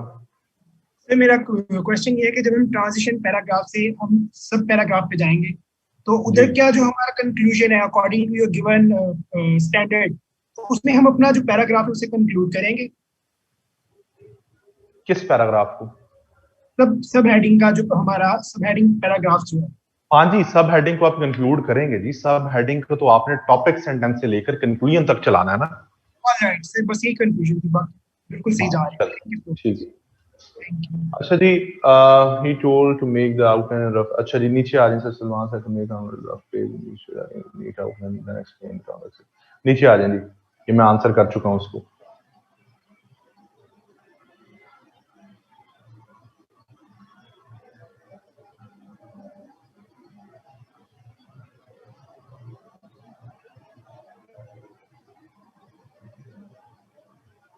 What distinguishes a normal essay from a great essay that scores higher marks is where something examiners are looking at these days, specifically audit journal। ठीक है, मैं करता हूँ आंसर जी।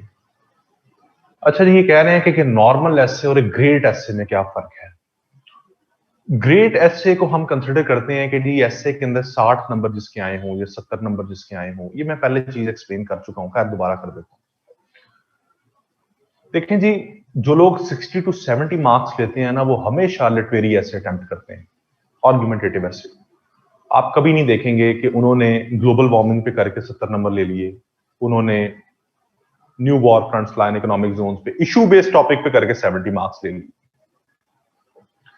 इशू बेस्ड टॉपिक जो होता है ना, उसके अंदर कोई नई बात नहीं होती करने के लिए। एग्जामिनर को अंदाजा होता है, और एग्जामिनर जब 15,000 पेपर चेक कर रहा है, या चले 5,000 भी लगा लें, या 2,000 लगा लें, 1,000 लगा लें, 1,000 पेपर जब वो चेक कर रहा है तो 1,000 में एक ही तरह के आर्गुमेंट्स हैं, कोई आउट ऑफ द वे जाके बात नहीं होती। इशू बेस्ड टॉपिक में उसमें सब्जेक्टिविटी का एलिमेंट बहुत कम होता है। तो एग्जामिनर देखता है कि हाँ, इस स्टूडेंट की ग्रामर अच्छी है, इस स्टूडेंट की बात में कोहेरेंस भी है, अच्छे तरीके से बात को बताया हुआ है, और एक ये स्टूडेंट रेलेवेंट लिख रहा है, तो वो आपको 40, 45, 50 पे पास कर देगा, 50 भी नहीं, 45। एक होते हैं आर्गुमेंटेटिव एसेस। आर्गुमेंटेटिव एसे ना, उसमें आते हैं लिटरेरी एसे। एग्जामिनर है लिटरेचर का बंदा, उसने लिटरेचर सारी जिंदगी पढ़ा है, उसका एरिया ऑफ इंटरेस्ट है, उसकी एकेडमिक इंटरेस्ट भी उसका उसी में था। अब जब उसके पास लिटरेचर का एसे आएगा ना, वो उसको बहुत गौर से पढ़ेगा।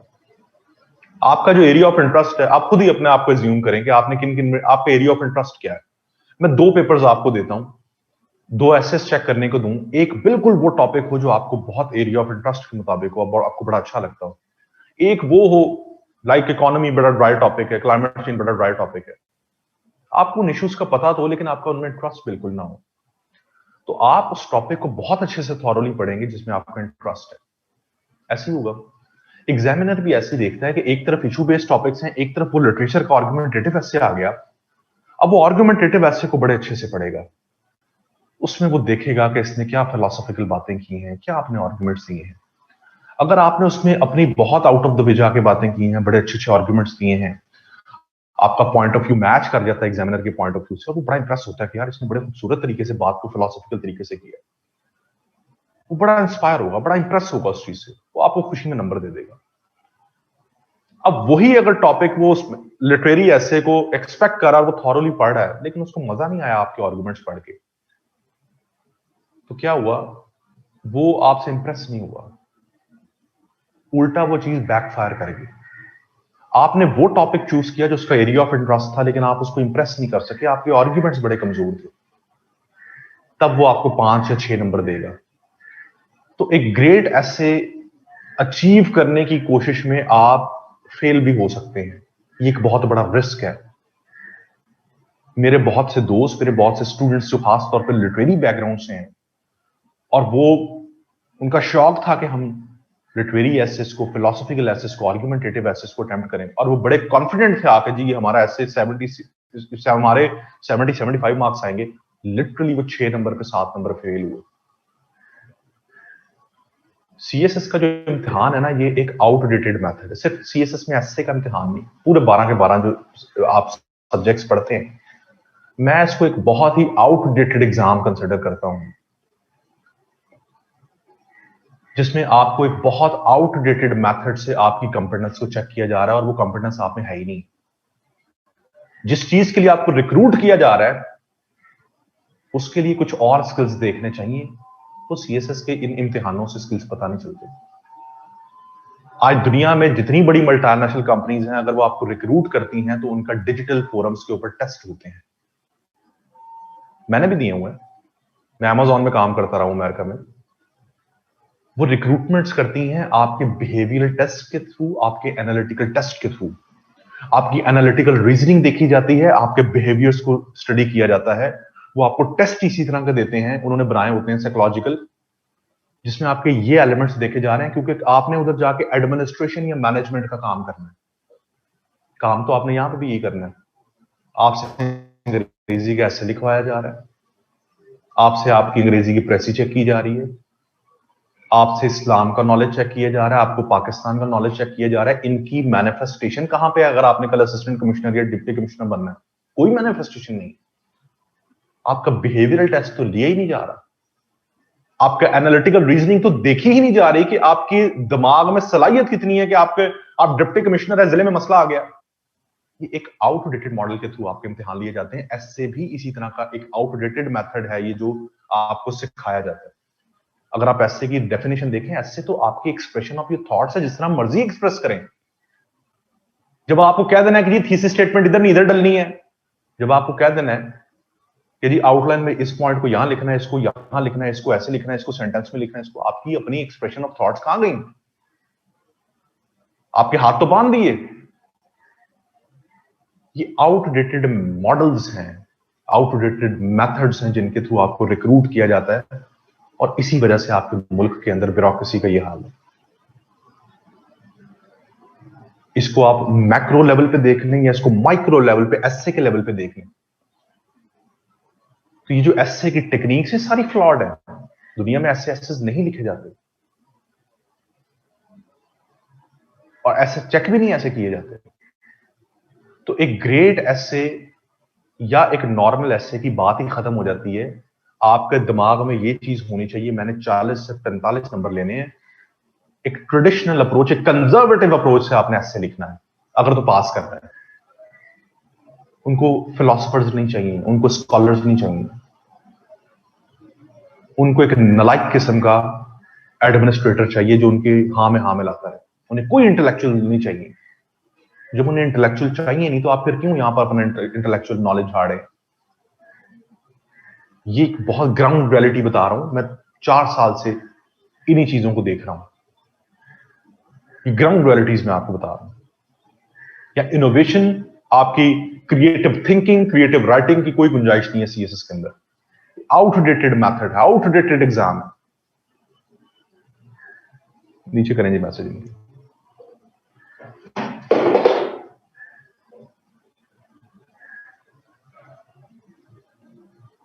एक सेकंड,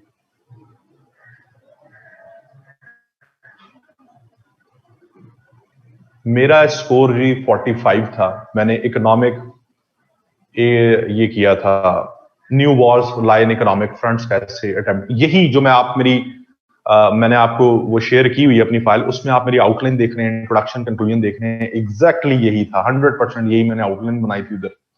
यही मेरा स्टांस था, यही मेरा इंट्रोडक्शन, यही कंक्लूजन था। 45 मार्क्स है मेरे 2019 में issue based topic. Issue based में इतने ही आते हैं।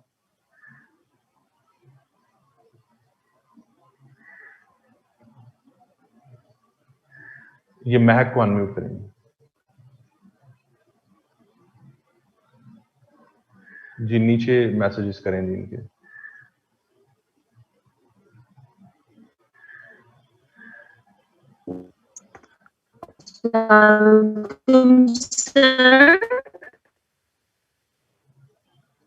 जी वालेकुम सलाम। बस ये 1 सेकंड है।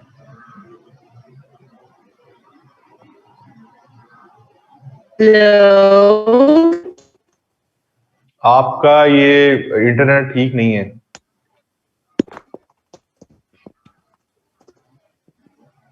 या आप शायद बोल ही नहीं रहे। जी जी वालेकुम सलाम।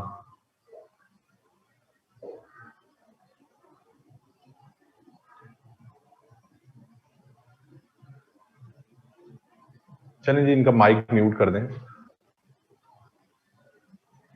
जैसे पाकिस्तान 100 साल पीछे है दुनिया की तरक्की से, ये भी मेरा ख्याल इस क्लास में 100 साल पीछे है। अच्छा जी, आगे बात करते हैं इंट्रोडक्शन।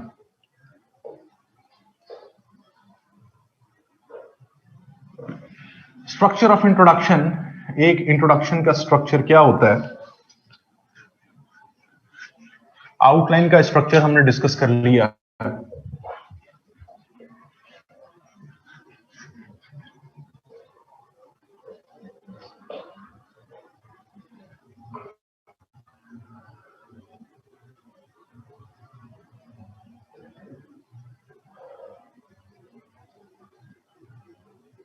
अच्छा जी, बात करते हैं स्ट्रक्चर ऑफ इंट्रोडक्शन की। एक इंट्रोडक्शन का स्ट्रक्चर क्या होता है? मैंने आपको बताया था कि एक एसे में बॉडी पैराग्राफ में एक ही स्ट्रक्चर अप्लाई होगा, टॉपिक सेंटेंस वाला। सिर्फ इंट्रोडक्शन और कंक्लूजन के स्ट्रक्चर डिफरेंट होंगे। ठीक है, तो अब हम एसे का जो पहला पैराग्राफ होता है जिसको इंट्रोडक्शन कहते हैं या इंट्रोडक्टरी पैराग्राफ कहते हैं, हम उसका स्ट्रक्चर पढ़ते हैं कि पहला पैराग्राफ कैसे लिखा जाता है, उसका स्ट्रक्चर क्या है। ठीक है, एसे के जो इंट्रोडक्शन होता है एसे का, उसका स्ट्रक्चर के अंदर 4 इंग्रेडिएंट्स होते हैं। नंबर 1, पहला, unfolding the topic. Unfolding the topic, या जो आप बात कर रहे थे, जो सलमान गाज़मी ने आपको बताया, जैसे ब्राइट स्टार्ट कहते हैं, ये बात है, ठीक है। अनफोल्डिंग द टॉपिक, इस पे बात करते हैं। Number 2, thesis statement. जिस चीज का सबसे ज्यादा आपको इंतजार था कि ये आनी कहां होती है, थीसिस स्टेटमेंट, आपको क्यूरियोसिटी थी, वो ये यहां आनी होती है। Number 3, highlights of the outline.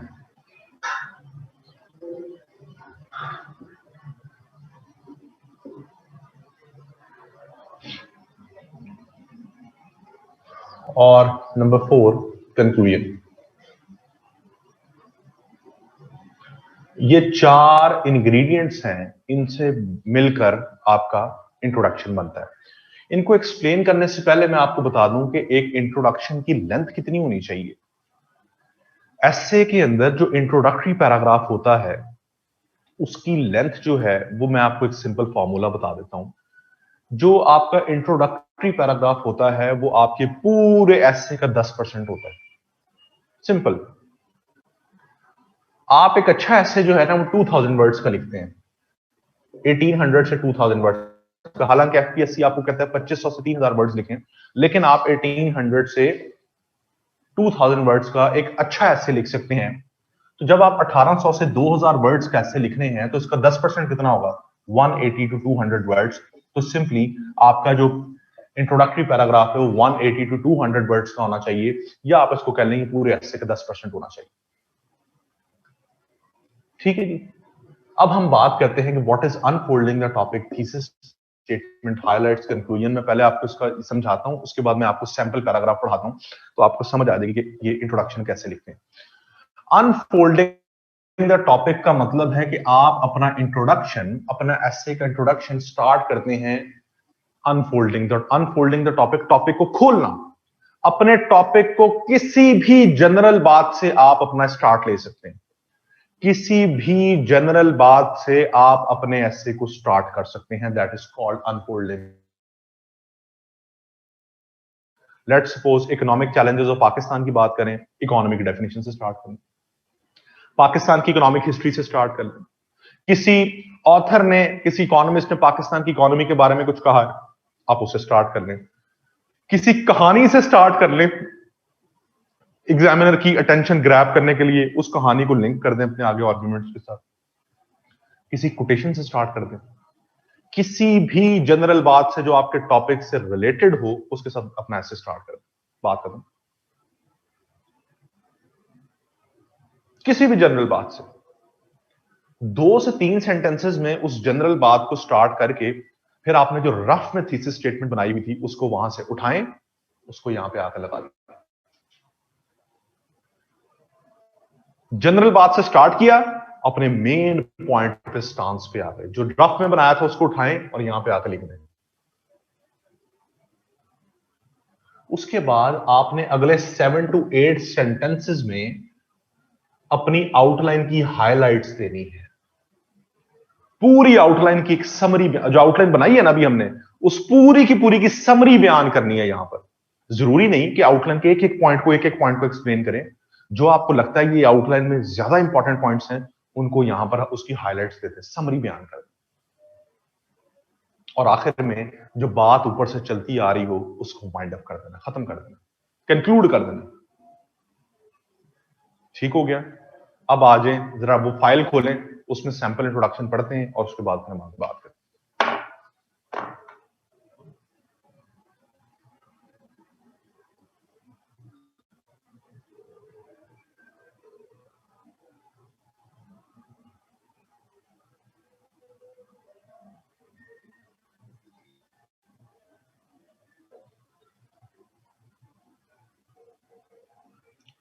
खोलें जी जरा वो फाइल।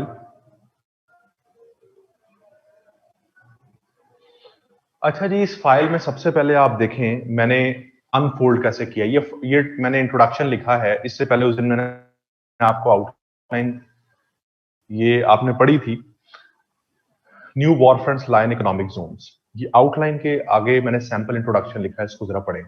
मैंने देखें अनफोल्ड कैसे किया है, अनफोल्डिंग द टॉपिक, कैसे एक जनरल बात से अपना ऐसे स्टार्ट किया। देखें, a cursory glance at the world history depicts that most of the wars were fought on religious and ideological basis. मैंने कहा कि अच्छा, with the passage of time, the new energy explorations and trade routes have changed the motives of a war. मैंने कहा जी, अगर आप world history के ऊपर एक नजर डालें तो आपको पता चलेगा कि दुनिया में जो जंगें चलती आई हैं वो रिलीजियस मोटिव्स के ऊपर और आइडियोलॉजिकल मोटिव्स पे होती आई हैं।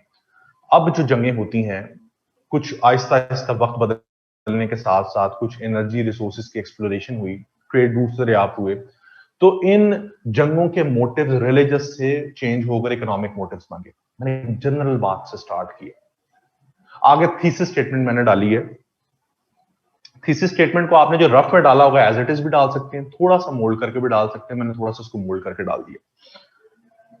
The 21st century has witnessed various military confrontations that are based on economic outcomes. These lethal wars have inflicted serious repercussions to the international community. Therefore, in order to cope with their grave impacts, pertinent measures at domestic and global levels are badly needed.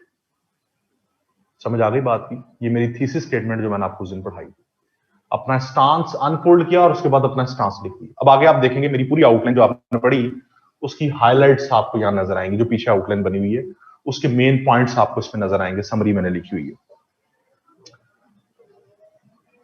The ongoing tussle of the United States and China in terms of protective tariffs and their intensive rivalry in Indo-Pacific Ocean are the true depiction of wars based on economic motives. The geo-economic significance of Georgia, Ukraine, Syria, Afghanistan, and Kosovo has made the countries buffer zones between the competition of Russia and the US. Similar is the case of Saudi Arabia and Iran. Both countries are competing for attaining hegemony over the Middle East because of the region's whooping oil reserves. These economic wars embolden countries to indulge in arms race. Resultantly, the world is facing humanitarian crises in terms of infrastructure devastations and human rights violation. The international organizations unfortunately have miserably failed to control such destructive wars. Hence, the foremost step is to empower such organizations so that they may sanction aggressive states. In addition to this, socio-economic development in crisis-ridden states is direly needed to compensate aggrieved people. ठीक है, मैंने पूरी outline का एक क्या लिखा, crux लिख दिया, हाइलाइट्स लिख दी। आखिर में आते हैं conclusion. It is high time that the international community must cooperate to combat the menace of such lethal wars to make the world prosperous. इन चारों पॉइंट्स को एक दफा देखें, 5 मिनट ले लें, एक दफा तसल्ली से इस स्ट्रक्चर को पढ़ें, फिर मुझे बताएं समझ आई या नहीं आई। ये आपका इंट्रोडक्शन का स्ट्रक्चर है, पढ़ लें, 2, 4, 5 मिनट ले लें और मुझे बताएं कि समझ आई है या नहीं आई है।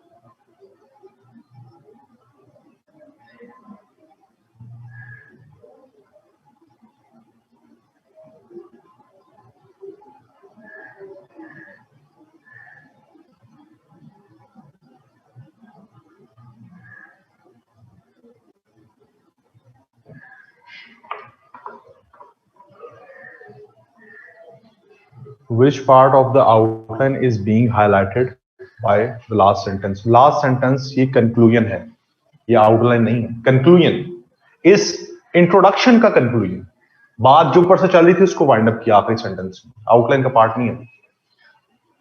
आउटलाइन की हाइलाइट्स यहां खत्म हो गई यहां सेकंड लास्ट सेंटेंस में.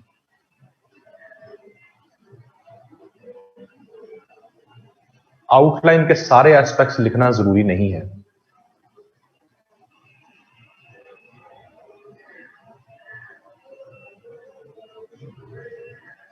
जी, आपको इंट्रोडक्शन की समझ आ गई है? इंट्रोडक्शन कैसे लिखना है? कोई किसी किस्म का मसला?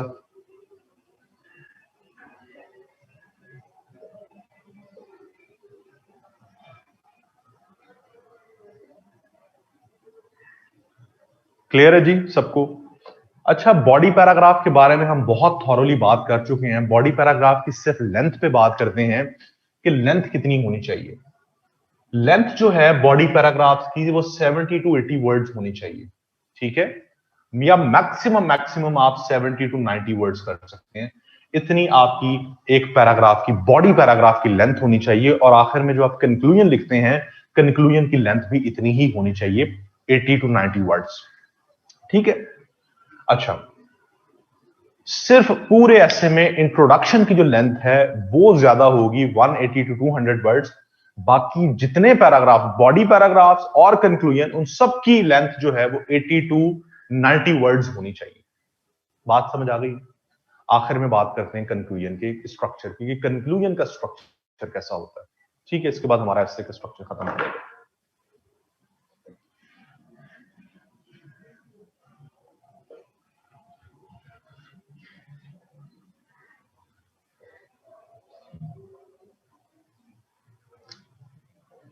Structure of conclusion.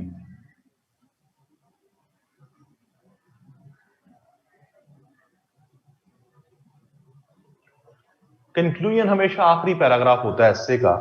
इसके स्ट्रक्चर में दो चीजें आती हैं. Number 1, rephrasing thesis statement. मैंने आपको बताया था कि थीसिस स्टेटमेंट इंट्रोडक्शन और कंक्लूजन में सिर्फ आती है पूरे एस्से में. Number 2, wind up with general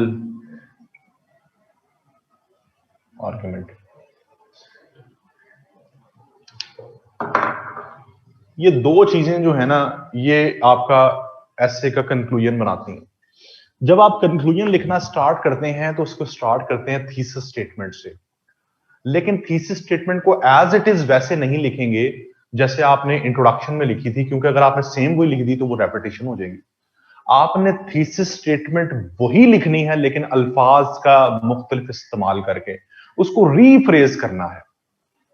मुख्तलिफ अल्फाज का इस्तेमाल करते हुए आपने थीसिस स्टेटमेंट लिखनी है जो कि डिफरेंट हो आउटलाइन आपके इंट्रोडक्शन से. बात वही हो, अल्फाज का चुनाव डिफरेंट हो. हमें क्यों जरूरत पेश आती है दोबारा से थीसिस स्टेटमेंट लिखने की कंक्लूजन में, जबकि हम एक दफा अपने इंट्रोडक्शन में लिख चुके हैं? इसकी लॉजिक क्या है? इसकी लॉजिक ये है कि जब आपने एस्से में शुरू में अपना स्टांस लिया और आपने थ्रू आउट अपने पूरे स्टांस को जस्टिफाई किया, जब आप अपने एस्से को वाइंड अप कर रहे होते हैं तो एक दफा फिर एग्जामिनर की याद दहानी करवाते हैं, उस चीज पे एम्फेसिस करते हैं कि ये मेरा पॉइंट था, ये मेरा पॉइंट ऑफ आर्ग्यूमेंट था, ये मेरा स्टांस था जिसमें मैंने पूरे एस्से में, जिसकी जस्टिफिकेशन में मैंने जो है बातें की. उसकी याद दहानी के लिए, उसकी एक दफा फिर नजर डलवाने के लिए कि जनाब ये एक्चुअली मेरा स्टांस था. इस वजह से आप दोबारा से कंक्लूजन के अंदर एक थीसिस स्टेटमेंट जो है वो डालते हैं, लेकिन मुख्तलिफ डिफरेंट अल्फाज का चुनाव करते हुए. इसके बाद बात करते हैं wind up with general argument. जब आप अपने मेन पॉइंट को एम्फेसिस कर दिया, उसके आप बाद में आखिर में जनरल बात करते हुए, आइडियलिस्ट बात करते हुए, आइडियलिस्ट टोन में अपने एस्से को वाइंड अप कर देंगे. वो क्या हो सकती है? आप कहेंगे देखें जी, पाकिस्तान की जो इकोनॉमी के मसाइल हैं बड़े संगीन है, लेकिन ये जो अभी सॉल्यूशंस प्रपोज किए गए हैं वे फॉरवर्ड बॉडी के अंदर, ये जो सॉल्यूशंस प्रपोज किए गए हैं, इन सॉल्यूशंस को इन ट्रू लेटेंट स्पिरिट जो है पाकिस्तान में इंप्लीमेंट होना चाहिए. पाकिस्तान में बहुत पोटेंशियल है. पाकिस्तान के अंदर सिर्फ मसला है खराब पॉलिसीज का, अगर हम खराब गवर्नेंस का, अगर हम सही तरह से चीजों को मैनेज कर लें तो हम जो है, हमारे पास नेचुरल रिसोर्सेज भी हैं, हमारे पास ह्यूमन रिसोर्सेज भी हैं, हम चीजों को जो है सही तरह से मोबिलाइज कर सकते हैं, उसका सही इस्तेमाल कर सकते हैं और पाकिस्तान को दुनिया में एक प्रॉस्पर नेशन बना सकते हैं। इस मकसद के लिए हर इंडिविजुअल को, हर सोसाइटी के मेंबर को एक रोल प्ले करना चाहिए ताकि हम पाकिस्तान को एक प्रॉस्पर नेशन बना लें। और अगर इस सुएज क्राइसिस के अंदर हम पाकिस्तान को सही तरीके से लीड ना कर सके तो खैर खुदा ना खास्ता पाकिस्तान जो है वो एक डिजास्टर की तरफ जा सकता है। Pakistan will be on the verge of destruction. इस तरह से आपने जनरल बात करते हुए ऐसे को फाइंड अप कर देना। याद रखें, कोई नई बात कंक्लूजन में नहीं करते जो आपने पहले पूरे ऐसे में नहीं की, उन्हीं बातों को घुमा फिरा के आपने बात को वाइंड अप करना है, कंक्लूड करना है।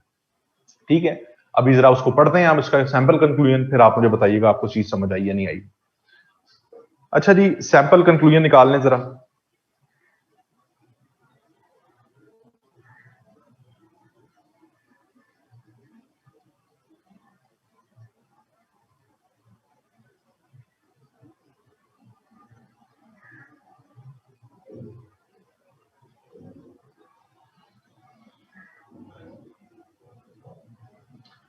In a nutshell, economic dynamics are the root cause of prevalent anarchy in the contemporary world.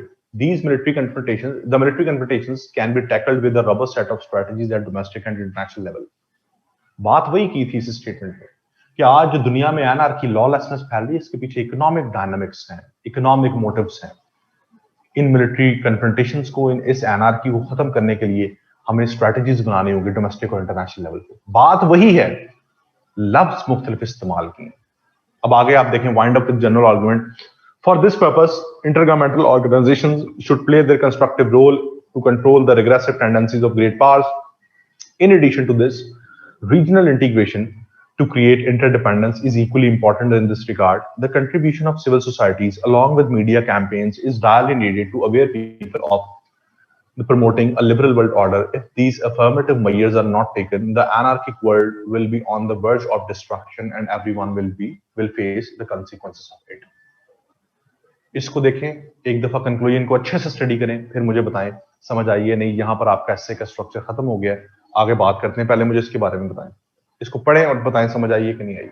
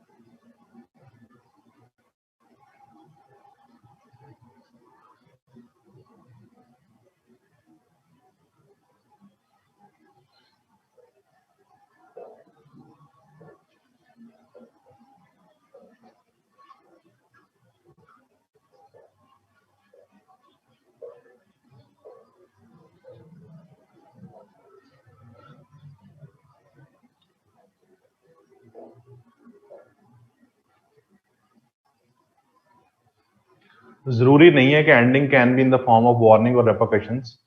ठीक है, आप एंडिंग को आप पॉजिटिव नोट पे भी एंड कर सकते हैं, किसी भी तरह से एंड कर सकते हैं। ये कोई जरूरी नहीं है कि आपने वार्निंग ही देनी है।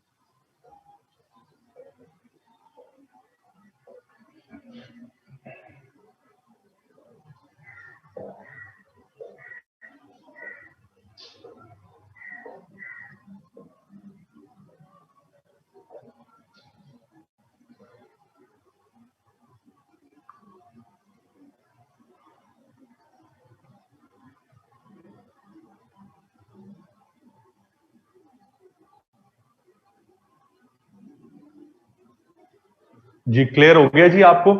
किसी किस्म का कोई क्वेश्चन? यहां तक कंक्लूजन समझ आ गई है? लें जी, आपका एस्से का स्ट्रक्चर एंड हो गया। मैंने आपसे ये कमिट किया था कि जब मैं एस्से का स्ट्रक्चर पढ़ाऊंगा तो आपकी क्वेश्चंस को एड्रेस करूंगा। इसमें आपके देखें जो आपकी एम्बिग्विटीज थी, आपकी कंफ्यूजन थी, वो एड्रेस हुई हैं। स्टिल आपके कोई क्वेश्चंस हैं तो आप मुझसे पूछें, मैं इसको जो है वो इसको आंसर करता हूं।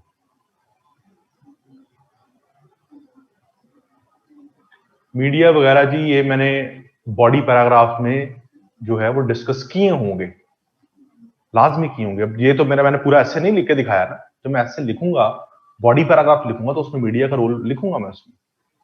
अशरफ को जी करें इनको। Will we discuss how to take stances in thesis. जी आगे जो 3 क्लासेस हैं उसमें मैं यही आपको बताऊंगा कि स्टांस कैसे लेना है, ये मैं आपको सारी चीजें बताऊंगा। अस्सलाम वालेकुम। जी वालेकुम सलाम। ऐसे में जो इंट्रो में मतलब जैसे हम जनरल से फिर स्पेसिफिक में जाते हैं तो ये जरूरी है कि जहां से आपकी आवाज बहुत कम आ रही है।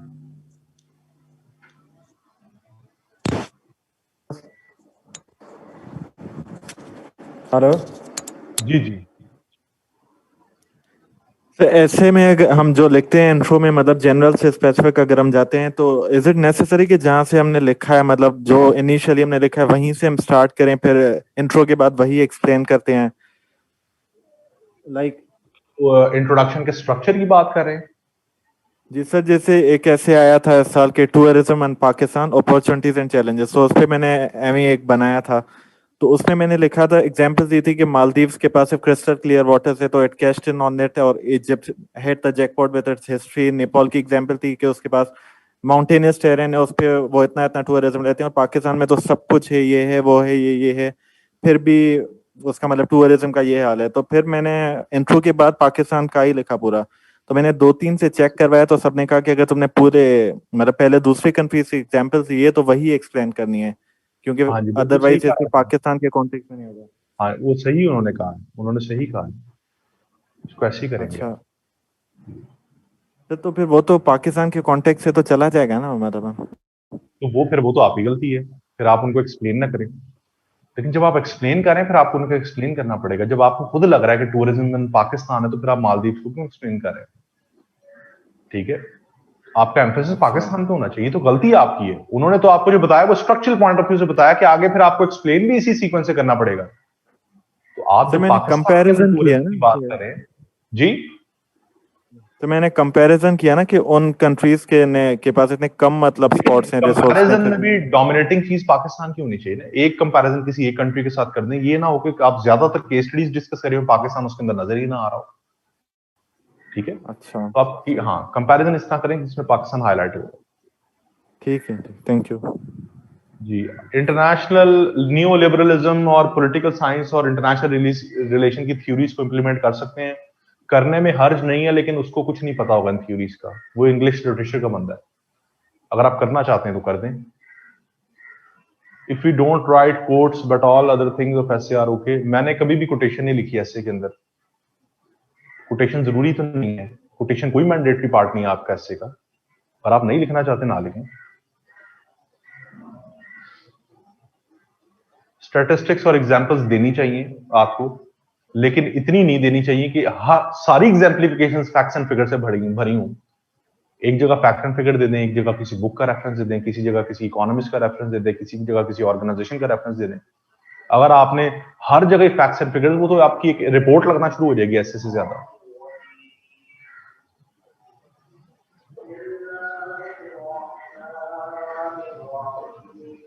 If you don't remember figures and exact reference, can we give general analysis? नहीं, जनरल एनालिसिस नहीं, जनरल एनालिसिस से बात नहीं बनेगी। आपको फैक्ट्स एंड फिगर्स देने पड़ेंगे या आपको एम्पिरिकल एविडेंस देने पड़ेंगे।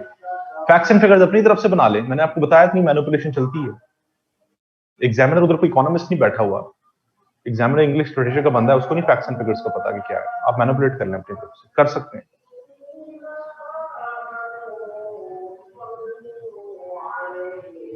एग्जाम्पल रिनाउंड होनी चाहिए।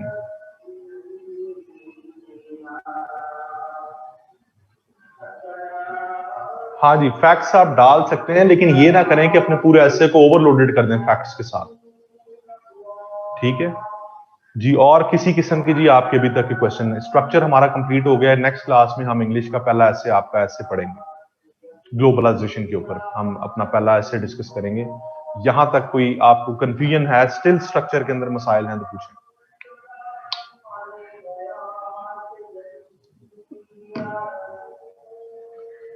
असाइनमेंट नेक्स्ट क्लास में दूंगा आउटलाइन बनाने के लिए आपको। नेक्स्ट क्लास के अंदर मैं आपको सबसे पहले आकर सिखाऊंगा कि हमने स्ट्रक्चर तो पढ़ लिया, मैं जो एक सवाल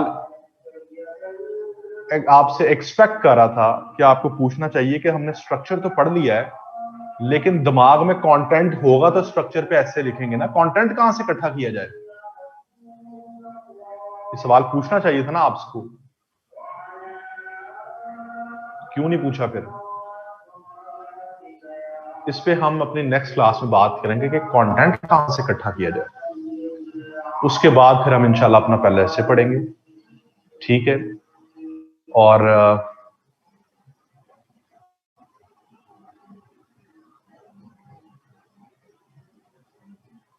हफ्सा में कोई सवाल पूछने पे कोई मुझे बुरा नहीं लगता, आप सवाल पूछें, रेलेवेंट सवाल जितने मर्जी पूछें, मैं आपके सवाल को एड्रेस करने के लिए आया हूं। तो इस डर से ना करें कि मैं कुछ आगे से कह दूंगा, मैं कुछ नहीं कहूंगा आपको। मैंने क्या कहना है, आपके सवालों को एड्रेस करने आया हूं। आप सवाल पूछा करें जो रेलेवेंट हो। नीट आउटलाइन लिखने तक कितना टाइम स्पेंड करना चाहिए ये मुझे नहीं पता। मुझे नहीं पता कि आपकी राइटिंग स्पीड कितनी है, मुझे नहीं पता कि आप दिमाग में आपके आइडियाज जो हैं वो कितने ज्यादा हैं, आप उनको कितना जल्दी आप मोल्ड कर सकते हैं, ये आपको पता है। ये किसी को भी नहीं पता, ये सिर्फ आपको पता है। मैं नहीं आपको बता सकता कि आपको 5 मिनट लेने चाहिए, 10 मिनट लेने चाहिए, 15 मिनट लेने चाहिए, 20 मिनट लेने चाहिए। मैं आपको कहूं 5 मिनट लेने चाहिए, 5 मिनट में आपसे 2 पॉइंट्स ना बन रहे हो फिर, और आपके दिमाग में बैठ जाए कि मैंने 5 मिनट में आउटलाइन बनानी है किसी तरह से। मैं कोई चीज इंपोज नहीं कर सकता। ये आपको खुद पता होना चाहिए कि आप कितनी जल्दी चीजों को मोल्ड कर सकते हैं। आपने खुद 3 घंटे मैनेज करने हैं। आपको आपकी राइटिंग स्पीड पता है, आपको पता है कि कितनी जल्दी आप एक आइडिया को दिमाग से उतार सकते हैं। ये आप ही को पता है और किसी को नहीं पता। आपने खुद टाइम मैनेज करना। Allied ideas missing? कौन से अलाइड आइडियाज मिसिंग?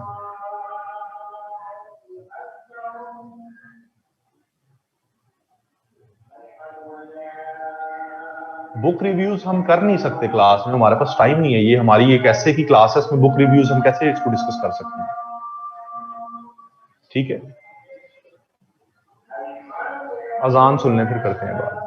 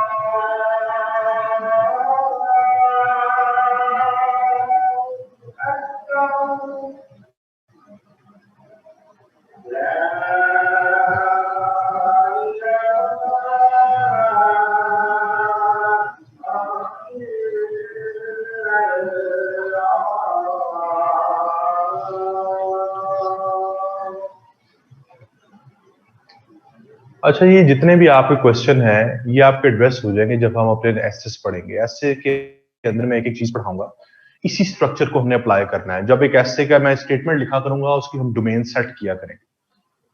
तो 3 लेक्चर्स हैं अब हमारे पास, 3 लेक्चर्स में हम यही करेंगे कि 3 एसेस लेंगे, उनके ऊपर ही चीजों को अप्लाई करेंगे और फिर सारे क्वेश्चन भी एड्रेस हो जाएंगे।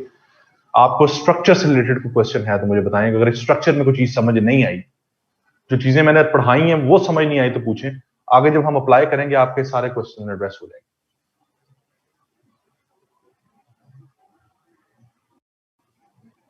तीन लेक्चर से ज्यादा हो नहीं सकते, हमने 12 लेक्चर्स रखे हुए ऐसे कि जिसमें 6 सर सलमान काज़मी पढ़ाते हैं, 6 मैं पढ़ाता हूँ, तो स्टैंडर्ड ये है कि 12 लेक्चर्स होते हैं।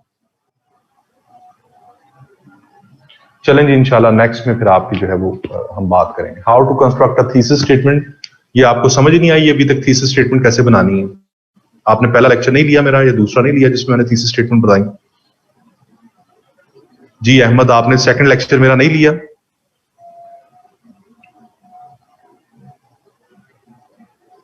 तो उसमें मैंने बताया तो है कि थीसिस स्टेटमेंट कैसे बनाते हैं। बाकी थीसिस स्टेटमेंट यहां बनाऊंगा और आपसे भी बनवाऊंगा मैं नेक्स्ट क्लासेस में, तो वो समझ आ जाएगी आपको बनानी। ठीक है, चलिए नेक्स्ट क्लास में इंशाल्लाह मुलाकात होती है। अल्लाह हाफिज़।